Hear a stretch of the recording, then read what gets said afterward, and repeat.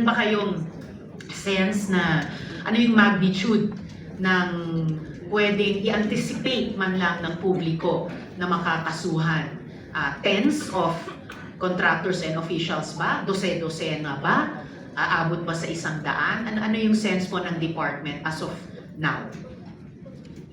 Your Honor, yung capability po ng internal audit service ng DPWH will be maximized po para po to look into this 416 projects. I cannot give an exact figure, Your Honor.